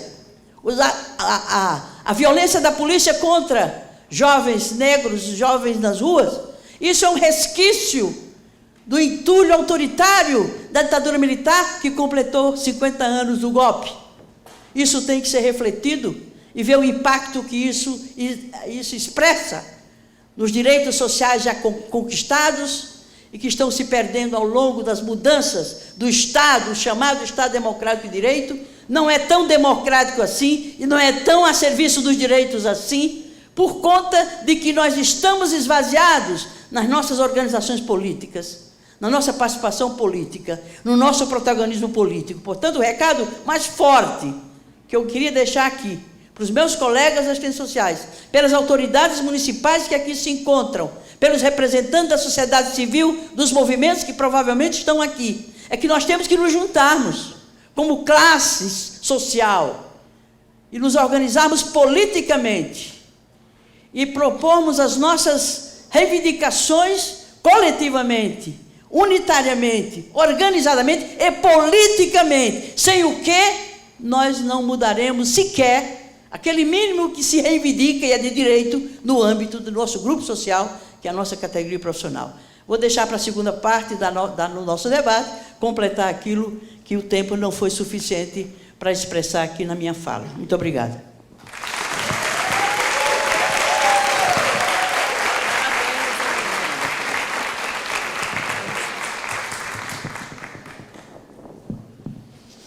Obrigada, deputada Luísa. Eu estou com essa função chata de mediadora porque a própria deputada precisa ir embora às 4 horas e eu queria um tempinho para vocês fazerem algumas... Fala o nome e a cidade para mim, primeiro, por favor. Meu nome é Vera, eu sou de Araras mesmo. Eu atuo na área de acolhimento institucional. Gostaria de, como hoje a gente está falando sobre salários, né? Gostaria de perguntar para a Maria Germec, em relação ao fortalecimento de vínculo, que é trabalhado pela DRADES, como é calculado aquele repasse que ele é dividido para o salário do profissional e também para as ações que a gente faz através de projetos com as famílias para a reintegração do acolhido. Olha, tem toda uma fórmula, eu acho que depois eu posso conversar sobre isso com vocês, mas eu acho que o momento aqui a gente precisaria puxar um pouco, né, para a questão da categoria. Existe todo, no site do MDS, tem na publicação, tem um manualzinho do sistema de fortalecimento de vínculo, ali tem toda a fórmula, como é calculado, tá? Eu posso, você só entrar no site que você já puxa ali, tá certo? Eu acho que o momento ficou aberto, o tempo ainda está bem curtinho, né? Se alguém quisesse fazer uma pergunta para a deputada que está com o tempo. Uma boa tarde a todos e todas. A minha pergunta é para a deputada. Eu sou recém-formada, eu sou de Limeira, meu nome é Lidiana, e o meu TCC foi sobre a organização sindical dos assistentes sociais. Então, estudei desde do início do sindicalismo. Enquanto eu fui bancária, eu fui mais de 10 anos diretor do sindicato. E eu gostaria de saber a opinião da senhora, como que a gente pode fazer com que a classe das assistentes sociais se sintam dentro da política, sendo pessoas políticas, porque a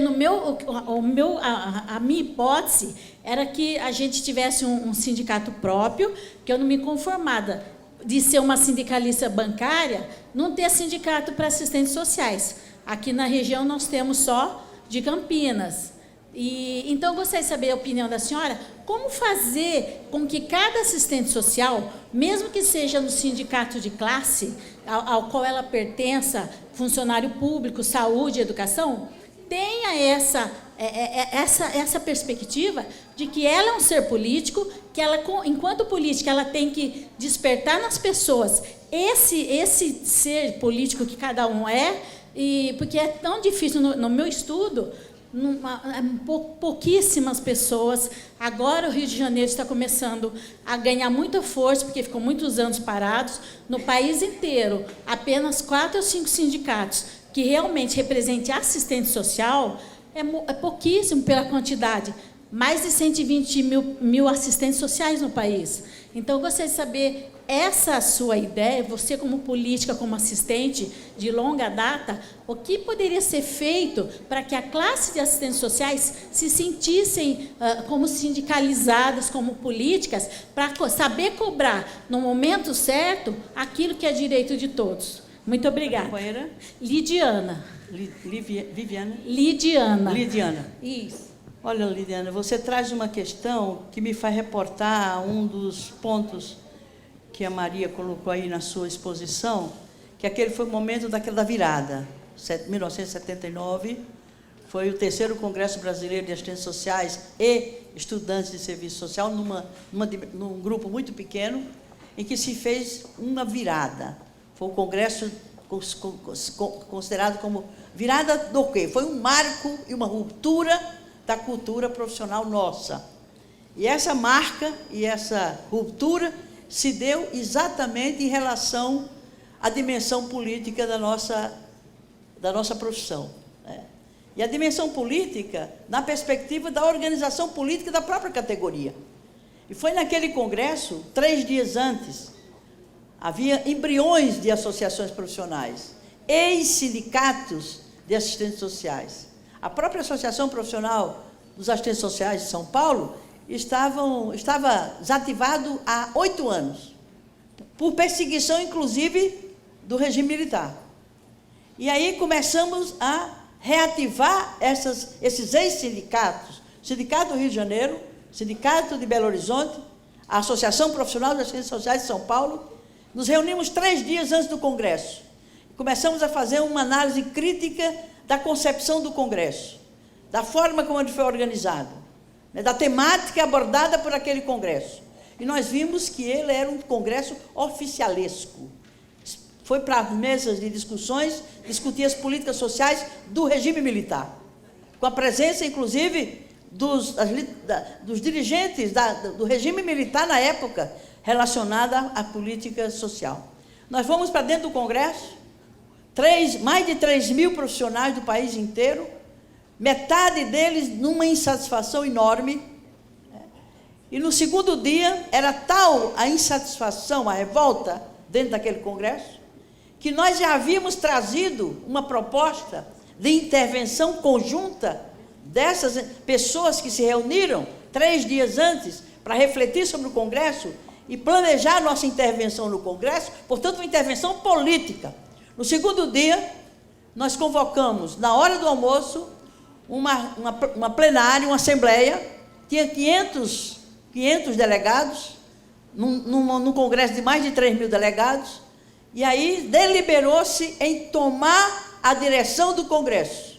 Aquelas entidades que haviam se reunido antes, 3 dias antes, e que sabiam o que queriam, assumiram a direção do Congresso, passaram a dirigir o Congresso, e o Congresso assumiu um outro rumo.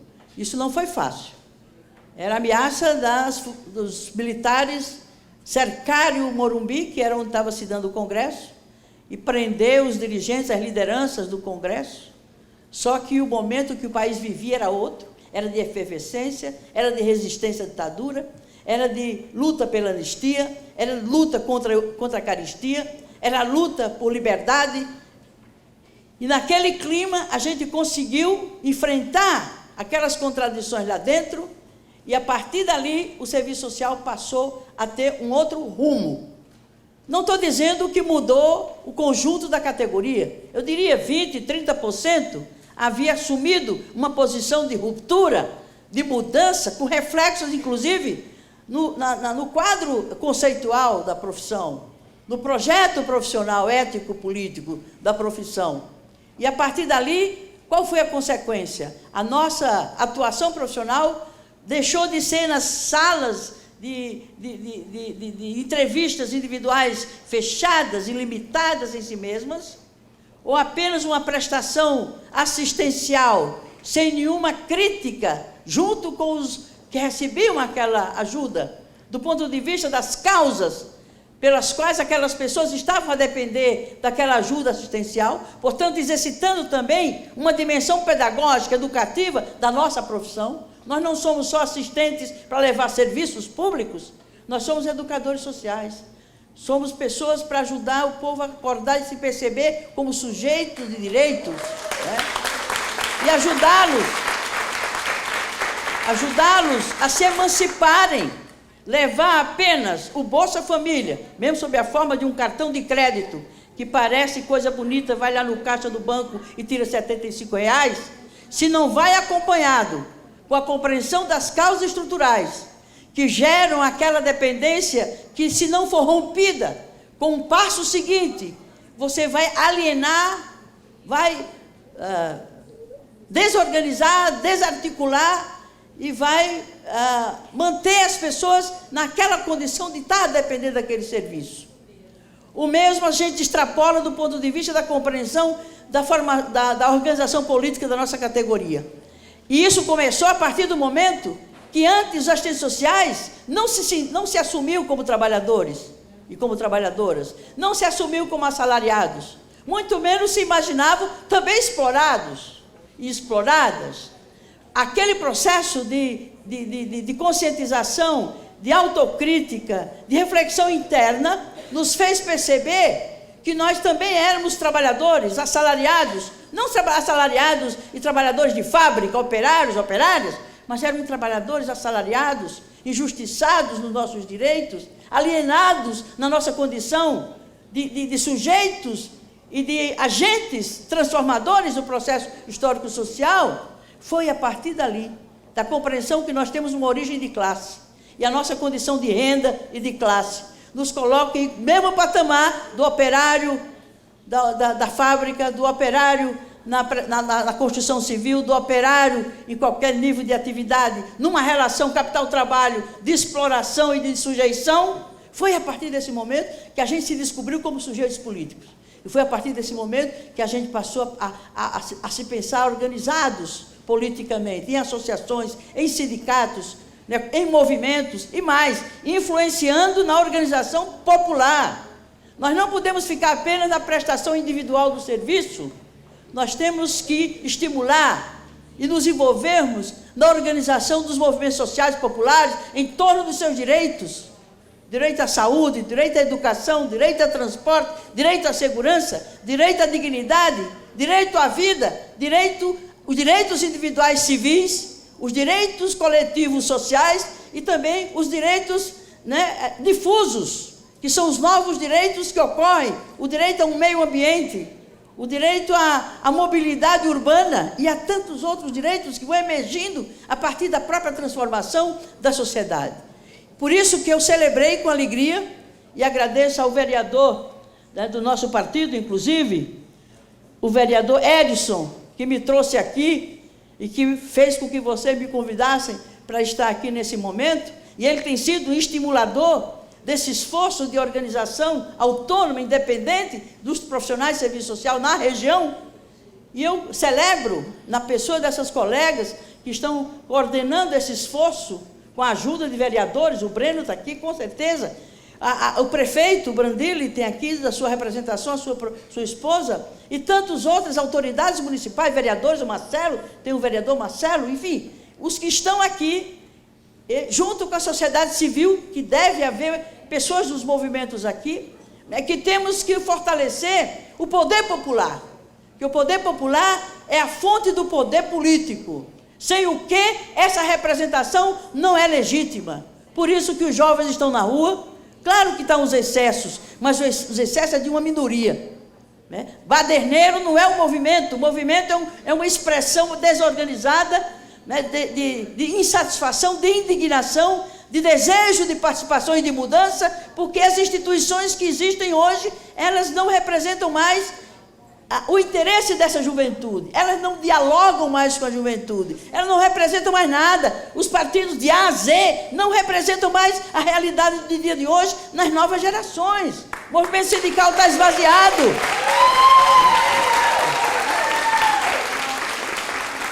Não vamos criminalizar os movimentos. E eles se fazem dessa forma, desorganizados, desarticulados, com excessos, e até com baderna, que não é da maioria deles, porque eles não têm outra forma de se organizar. E eles são estimulados pelas redes sociais, pela internet, que é um fator novo, é um agente novo, que está influenciando esse processo de transição histórico-social no mundo. O mundo todo está convulsionado, porque as instituições estão esvaziadas. A organização popular tem que se expressar e tem que se organizar sob outro formato. Não são mais esses formatos que é da minha geração, não serve mais, caducou, não responde às demandas e à visão da meninada que está aí na internet 24 horas por dia, e quer participar, e quer mudar, e quer seus direitos. Portanto, nós temos, inclusive, o desafio, nós, enquanto educadores sociais, de entendermos essa realidade, lermos essa realidade sem preconceito, sem parti-pris, sem valores da nossa geração que já se foi. Ou a gente assume essa realidade, ou a gente está descolado e atrapalhando a mudança. Nós não somos agentes de mudança, mas nós podemos atrapalhar a mudança. Então, que pelo menos, se não somos agentes de mudança, não atrapalhemos a mudança. E a única forma da gente ajudar a mudança e ser agente de mudança é se colocar juntos para buscar caminhos e saídas para os impasses, para os desafios e para a indignação e a insatisfação que existe em relação ao projeto humano. É o projeto humano que faliu. Por isso que está se fazendo justiça com as próprias mãos, voltando à idade da pedra. É disso que está colocado como desafio para nós. Não adianta mais eu ir para a minha associaçãozinha, aliás, para a minha entidadezinha, para o órgão públicozinho, fazer aquelas horas de trabalho, mesmo que seja 30 horas semanais, se isso não vem agregado com uma presença nossa no mundo real, naquele mundo real, é o mundo real dos movimentos. Portanto, companheira que pesquisou os sindicatos, no momento em que acabaram com os nossos sindicatos da categoria, para se integrar com o sindicato do setor de produção ao qual nós estamos ligados, nós matamos com a organização política da categoria. É preciso retomar a nossa organização própria, porque nós não somos, nós somos bancários, mas somos assistentes sociais. Então não adianta dizer que a agenda e as demandas e as questões dos bancários, lembrando da companheira que era bancária, ou de outra categoria de trabalhadores, sem levar em conta a especificidade da nossa profissão, do nosso grupo profissional, da nossa história profissional e a nossa cultura profissional e o projeto político ético da nossa profissão. Era isso que eu queria responder à companheira pesquisadora e muito atenta e muito ligada na necessidade de uma reflexão muito concreta, que é da nossa retomada da nossa organização política. Obrigado.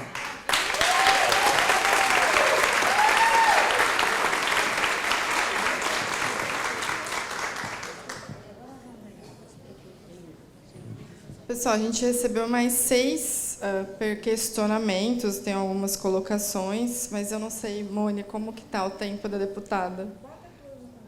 Pode? Então, deputada Luísa Maria Israel, eu vou fazer a leitura, porque não está direcionada a pergunta, tá? Daí, se vocês quiserem fazer uma anotação, eu vou ler todas, vocês vão anotando, quem quiser responder, fique à vontade, tá bom? Isso. Daí se encerram as questões, tá, gente, por conta do tempo. As manifestações populares não seriam motivadas pela descrença do povo na justiça, no poder público, na atuação de políticos e autoridades corruptas em sua impunidade? Não poderíamos, numa análise linear, pensar que os próprios vândalos agiriam motivados pelo fato de que, entre aspas, se os políticos, as autoridades, os detentores do poder roubam escandalosamente, por que não posso agir da mesma forma? Segunda questão. Na sociedade atual, a assistência social se vê amarrada por tentar atuar em uma realidade já instalada, até culturalmente, nos casos atendidos. Lutamos para resolver problemas antigos e sem grandes perspectivas de solução, além de não receber situações dignas de trabalho. Terceiro, como esperar que as gerações futuras, esperança do Brasil, ajam de forma diferente da de seus familiares, se não recebem educação adequada para que possam mudar a realidade em que vivem? A outra questão. Como os assistentes sociais devem agir ou intervir durante as manifestações que virão no mês que vem contra a Copa? Vamos responder essas 4, depois eu finalizo com as outras 2. Não, acho que, contribuindo com a mesa aqui, realmente, o esvaziamento das instituições e dos partidos políticos é o que eu vejo que as pessoas têm mais indignação. Eu acho que a deputada, pertencendo a um partido, e ela fala mesmo, não consigo nem representar quem votou em mim, é um sinônimo, de como, como tem uma dificuldade no processo. Porque, mas, ao mesmo tempo, eu vejo que a maioria desse grupo, ela tem uma intenção de que, olha, nós estamos aqui, somos sujeitos e queremos atuar politicamente. Eu acho que, num sentido bem claro, eles não estão e é isso que eu concordo com a deputada e com a mesa aqui, né? Eles não estão dizendo assim, ó, não negamos o processo, mas estão falando assim, a forma pelo qual a nossa democracia participativa se modelou, ou está moldada, ela não é mais tão democrática, porque falta esse debate, né? Por isso que eu comecei elogiando mesmo a atitude, né, do vereador com relação, olha, ele está aproximando, eu acho que é isso, as pessoas querem vir aqui, né, ouvir e debater e participar, tirar as dúvidas, se reconhecer. Só que eu vejo também, né, que, ao mesmo tempo isso existe, né, grupos, não é a maioria, né, isso com certeza, né, negam essa participação. Né? E, por exemplo, eu participei muito do movimento Passe Livre em Florianópolis, sou de Santa Catarina, lá em 2005. Amanhã vai ser maior. Nós éramos 5.000 pessoas, né, na avenida lá em Floripa. Tinha meia dúzia que realmente era o grupo do barulho, que era para quebrar. Né? Claro que a forma que isso era apresentado, né, como bagunça, como uma arruaceira. Por quê? Porque para impedir que o movimento se torne algo legítimo. Mas, ao mesmo tempo, eu vejo um frenesi, por isso que eu digo mal-estar civilizatório, um frenesi, porque, ao mesmo tempo, né, as pessoas querem participar, né, querem atuar, mas, de forma lateral, eu vejo, aqui nós vamos ter uma escola legislativa, eu vejo a pouca participação das pessoas nos pequenos instrumentos que são, a Câmara de Limeira tem, o Congresso, foi uma ideia do Congresso criar escolas legislativas, do Senado, foi no Senado que começou. A pouca adesão na discussão do debate político já existente nas estruturas atuais. Concordo que o modelo atual não é o melhor. Por quê? Por causa das redes sociais, por causa da dinâmica da sociedade, da mobilidade. Eu sou de Santa Catarina, estou aqui, eu vim para cá fazer o mestrado. Hoje você consegue migrar, né? Há 20 anos atrás, sair da tua cidade era uma coisa terrível, né? Eu leciono aqui na UNAR, mas eu tenho aluno de toda a região, então a mobilidade é muito grande. Mas essa mobilidade não está na política. Né, os políticos, os partidos políticos, as instituições não conseguem, mas aí vem uma reflexão, e é essa a ideia, do pouco que tem de relação entre sociedade e Estado, aí no sentido de parlamento, de congresso, tem pouca adesão, né? E as pessoas estão pouco participativas em alguns segmentos. A gente vê por aqui, né? A gente vamos fazer pergunta para nós, porque a sociedade, porque como é que é o nosso diálogo aqui? Não estou dando para concordar ou discordar, né? Mas essa falta de diálogo, eu vejo na Câmara Participativa, na Escola Legislativa de Limeira, a gente tenta, o pessoal tenta adequar o horário para trazer os alunos, né? A maioria fica no celular.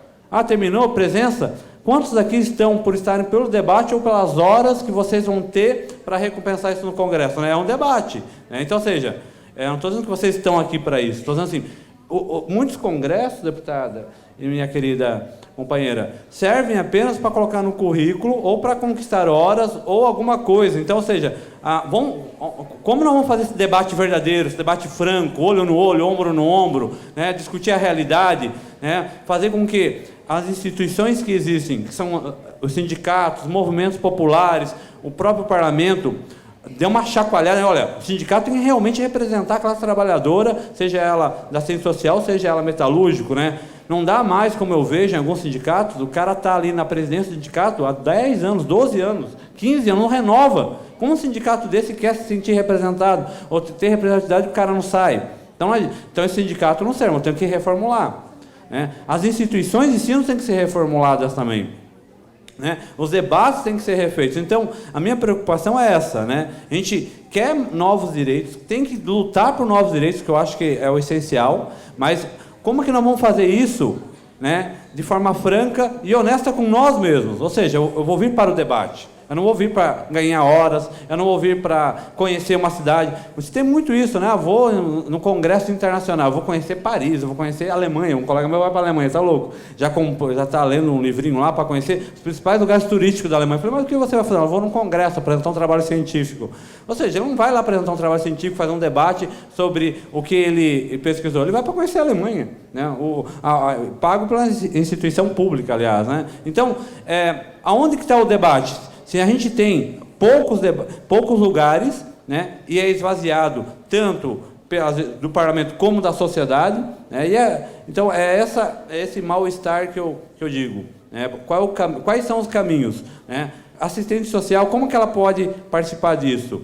Por meio de grupos de classe, né? Mas também como no trabalho de formiguinha. Mas aqui são só algumas... A minha ideia aqui não é sair daqui no sentido assim, ele fez... Não, a ideia aqui é colocar o dedo na ferida e a gente discutir realmente, né, qual é a estrutura, qual é a sociedade que nós queremos no futuro, que é de transformação, deputada.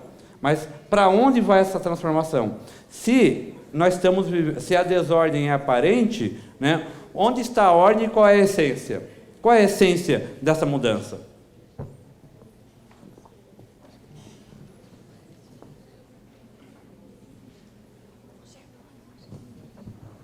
Eu acho que essas falas todas nos remetem a uma reflexão muito séria, porque a nossa geração foi abafado o exercício da participação, né? A gente foi formada num período em que não se podia ler Paulo Freire, não se podia ler Marx, não existia isso no currículo das faculdades, né? A gente veio de uma formação onde a participação era para ser abafada, e havia toda uma inquietação estudantil, né, nesse sentido. A gente viveu esse momento. O que a gente percebe é que essa geração, ela, na realidade, não está encontrando canal de participação, e eu acho que isso é muito sério, né? Isso que a deputada levantou, que está faltando canal de participação, né? Nós fomos abafados que nós não deveríamos participar, mas a gente achava caminhos, né, enquanto estudantes, processo. Eu participei do congresso em 79 em Belo Horizonte, né, com toda aquela ebulição de discussão, etc. E a gente percebe hoje, né, a gente vê pelos alunos, a gente vê pelos jovens, que na realidade eles não estão achando canais de participação, ou muitos até nem acreditam que isso pode acontecer. Eu acho que é esse processo que a gente vai ter que caminhar nesse sentido, né? Olha, acho que nenhum agrupamento é capaz de dizer, seja aqueles que estão na rua, ou seja aqueles que estão assistindo, expectante, para onde quer ir ou para onde vai, né? Ninguém é capaz, nem se coloca provavelmente essa questão. Para onde ir? Para onde eu vou? Isso está fora da expressão social, né, da forma como se dá nos dias de hoje, né? E a relação povo-governo, sociedade civil, Estado, realmente não existe, né? Logo que houve aquelas manifestações de junho, aquela ebulição, aquela expressão dos movimentos de milhões de pessoas nas ruas, durante um mês, aquilo bagunçou um pouco o coreto, seja do governo, dos governos, seja do Congresso. E logo depois veio uma euforia, eu chamei de euforia legiferante, ou seja, euforia legislativa, de querer tirar todos os projetos da gaveta de décadas e tentar colocar em pauta e votar. Aquilo não durou um mês, né? E até mesmo aqueles projetos que tinham relação direta com algumas das demandas da rua, né, estão no meio do caminho. Em 2011, eu apresentei um projeto de lei, aliás, uma proposta de emenda constitucional, né, incluindo o transporte público, o transporte como um direito social, ou seja, colocando no artigo 6º da Constituição Federal, que coloca ali, constitucionaliza o quê? O direito à saúde, à educação, à segurança, ao trabalho, à previdência, da criança, do adolescente, da mulher, e não constava o direito ao transporte. E essa PEC foi aprovada, isso em 2011, com aquela ebulição e com a pressão das ruas. O projeto que estava engavetado na Comissão de Constituição e Justiça foi para a pauta, foi aprovado na pauta da Comissão de Constituição e Justiça, em seguida foi logo para o plenário, e no plenário foi votado votado 2 vezes, em 2 sessões sucessivas, e foi aprovado na Câmara dos Deputados. Em seguida foi para o Senado, e está dormindo nas gavetas do Senado. Tenho pressionado, tenho cobrado, porque seria, pelo menos, inteligente politicamente porque seria uma pauta positiva, como eles gostam de falar, para tirar a pauta da corrupção que está lá. É o vice-presidente que teve que renunciar ao mandato porque estava envolvido com o doleiro, que está envolvido em corrupção, além de outros casos. Agora já tem um outro lá, um outro que estava de avião carregando droga. O avião era dele, mas dizia passe livre, ou seja, a tarifa zero, que era criar um fundo, criar um sistema para subsidiar, para financiar o transporte público e ele ser passe livre. O movimento tomou conhecimento dessa bandeira e já estava enfrentando em Santa Catarina, sobretudo Florianópolis, é exemplo da luta dos estudantes, dos jovens e da população por uma tarifa justa, tarifa de um transporte de qualidade. Esse movimento cresceu e aí, o ano passado, se expressou com aquela força social enorme. O Congresso já tinha uma iniciativa de 3 anos atrás, então, o movimento suscitou uma reação, mas logo morreu, porque também o movimento da rua não cobrou mais. Não vejo nenhum movimento pressionando o Senado, para o Senado pautar aquela matéria e colocar a conquista, o direito ao transporte público na Constituição, porque a partir dali, o Estado, nas suas várias esferas, federal, estadual e municipal, são obrigados a ter política pública para garantir transporte público para o trabalhador, para qualquer cidadão que queira se locomover, que precise se locomover, sobretudo nos grandes centros urbanos, porque a mobilidade urbana é um direito social, é um direito humano fundamental. Eu quero citar isso, né, em sintonia com o professor, quando ele diz que há um divórcio, né, entre as instituições políticas e a sociedade civil. Então, se não houver, né, esse encontro, você não exercita a democracia plenamente, porque a democracia se expressa em duas dimensões: a democracia representativa e a democracia direta, participativa, que está escrito no próprio artigo 1º, parágrafo único da Constituição de 88, que diz: todo o poder emana do povo, e é em seu nome que ele deve ser exercido por representantes eleitos democraticamente, diretamente, ou através da participação direta, conforme uma legislação a se construir, uma legislação regulamentar, ordinária, para garantir a participação popular, sob a forma de quê? Plebiscito, referendo, projeto de lei de iniciativa popular. O artigo 14 da Constituição Federal de 88. Poucos plebiscitos se fez no Brasil, pouquíssimos. Referendo, muito menos. Nos países democráticos, democracia consolidada na Europa e mesmo nos Estados Unidos da América, a consulta popular se faz em toda eleição.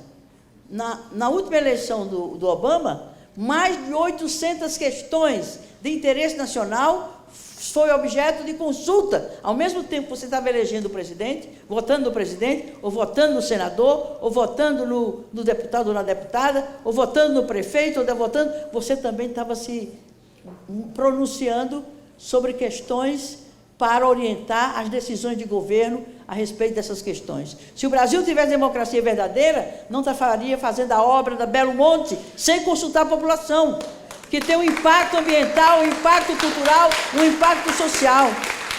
Eu poderia citar N outras questões que teriam que passar pelo crivo da soberania popular, que o povo é que é a fonte do poder. O poder não é de quem exerce mandatos, seja de prefeito, de vereador, de deputado, de presidente da República, de governador. Não, a fonte do poder é o povo. E só o povo tem o poder de mudar as coisas. Dom Tomás Balduino, que acabou de falecer, lamentavelmente, né, que criou o CIMI, que foi aquele militante da causa indígena e dos quilombolas no país, ele diz assim: o novo, o povo é que cria. Portanto, nós, assistentes sociais, que somos a profissão, junto com o psicólogo, junto com o economista, junto com o pedagogo, mas principalmente nós, o nosso DNA nos leva exatamente a ser aquele profissional que tem uma relação mais direta com o povo, mais direta com o cidadão, no cotidiano dele. Portanto, nós temos um potencial de sermos, enquanto educadores sociais, uma condição de potencializar esse poder popular que se exerce através da cidadania, das pessoas mais simples, das pessoas mais anônimas, das pessoas mais despojadas de poder na sociedade. Então, companheiros e companheiras do serviço social e das áreas sociais, vereadores, membros do poder municipal, secretários de governo municipais, não é por acaso que se consegue reunir tanta gente numa sexta-feira, tantas horas, para refletir sobre um tema, é porque nós estamos no espaço do poder local, nós estamos no espaço do poder municipal, nós estamos numa administração municipal, que é a face visível do Estado. É o prefeito, ainda hoje conversando com o prefeito, ele disse, hoje cedo tinham determinadas pessoas na minha porta reivindicando determinadas coisas. É fácil acessar o prefeito, já sabe onde é a casa dele, né? Acessar o vereador, o presidente da Câmara, é fácil, né? E por isso não se dá poder aos municípios. Historicamente, os municípios, que são a esfera local de poder do Estado, exatamente porque é a cidadania que está nesse espaço, é a relação direta povo-governo, é prefeito, vereador e cidadão e cidadania. Por isso não se dá poder institucional aos municípios. Por isso que 60% do bolo tributário fica na União. Por isso que 20 e tantos por cento desse bolo tributário fica nos governos estaduais. E fica apenas 8%, 9%, e olhe lá, com os municípios, que ainda os prefeitos precisam fazer marcha em Brasília para poder salvar os municípios. E é os municípios que estão em cidadãos. Se os cidadãos fossem mais ativos, mais organizados, mais politizados e mais participativos, o município já teria um status de mais poder do que tem tido historicamente nesse país. E em países da Europa, de democracia consolidada, 72%, como na Suécia, do bolo tributário fica nos municípios. O resto é dividido com as outras esferas. No Brasil é o inverso. O pacto federativo é para penalizar o cidadão, o indivíduo, o povo, o poder local, os municípios. Por isso que tem que se fazer uma reforma política, não para mudar regras eleitorais apenas. É preciso mudar a estrutura do Estado, a natureza do Estado, a relação povo-governo, para aí sim a gente dizer, não, nós temos uma democracia. E dá uma democracia que só é democracia se tiver o pleno exercício da cidadania para todos, todas, sem o que nós estamos mentindo de dizer que somos um Estado democrático de direito e que somos uma nação verdadeiramente democrática. Eu parabenizo a vocês, o poder está aqui, o poder está no município, sobretudo com gestões democráticas. Não estou dizendo que acerta sempre e que é sempre democrático, mas exatamente pela relação direta povo-governo é possível tornar esse poder, sem dúvida, mais democrático, mais aberto e mais flexível à participação do cidadão do que, evidentemente, as outras esferas. Até chegar o governo estadual, imagina até chegar o governo federal. Nem os prefeitos conseguem falar com a presidente. Imagina um cidadão comum vindo de Arara para falar com a presidente. Não fala. É evidente que ela não tem tempo para atender todos os brasileiros um por um, mas, de qualquer forma, é o Estado, não é esse governo, é a estrutura, a natureza, a dinâmica de funcionamento do Estado brasileiro é de divórcio com a fonte do poder, que é o povo. Então, era isso, agradeço o convite, é por aí que a gente muda as coisas, vamos sair melhor daqui hoje do que quando entramos, porque teremos mais minhoca na cabeça da gente, e eu não quero responder as dúvidas de vocês de jeito nenhum, que é para ir com dúvida na cabeça, para vocês buscarem, né, as explicações, as saídas para os impasses que cada uma e cada um de nós tem na nossa cabeça, na nossa vida e na nossa atuação profissional. Muito obrigada, é uma alegria estar aqui com esses companheiros nessa mesa e com vocês aí.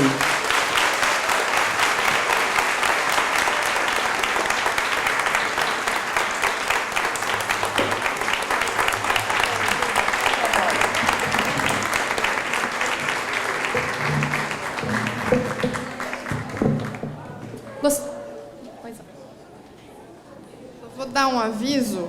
Os municípios que estiverem interessados em participar da comissão regional que nós formamos, pode ir lá na frente, a Vanessa. Vanessa, você vai estar lá depois, né? A Vanessa, ergue a mão aí para te conhecer. Vocês dão o nome e os contatos para ela, quem quiser fazer parte da comissão, tá? Obrigada. Só chamar o pessoal da comissão regional para fazer a entrega dos mimos para os palestrantes da tarde.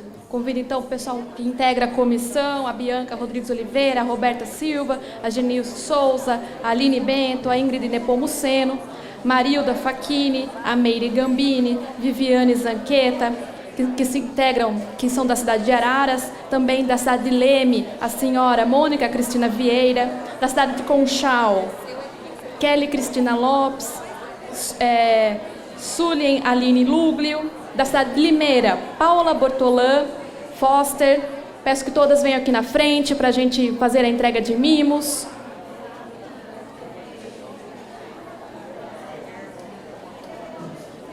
Podem subir no palco, por favor, para a gente fazer uma foto com todas para registro deste momento.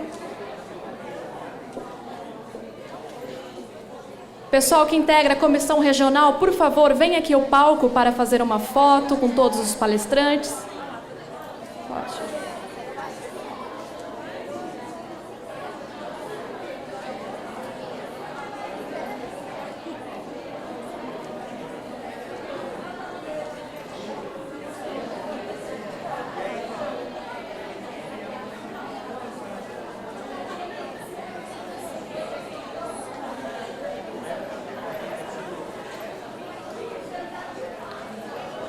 Os mimos foram escolhidos pela Secretaria Municipal de Promoção Social de Cordeirópolis.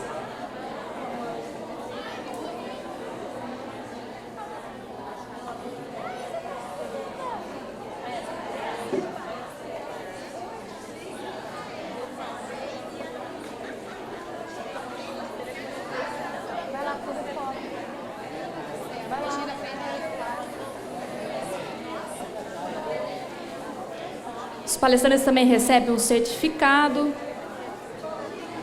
pela contribuição nesse debate regional.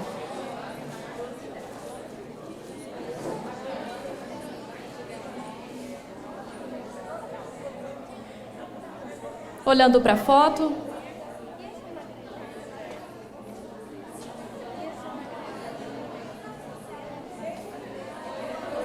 Todo mundo? Então, a Câmara Municipal agradece e a Comissão Regional de Assistências Sociais agradecem pela participação. Tenham todos uma boa tarde.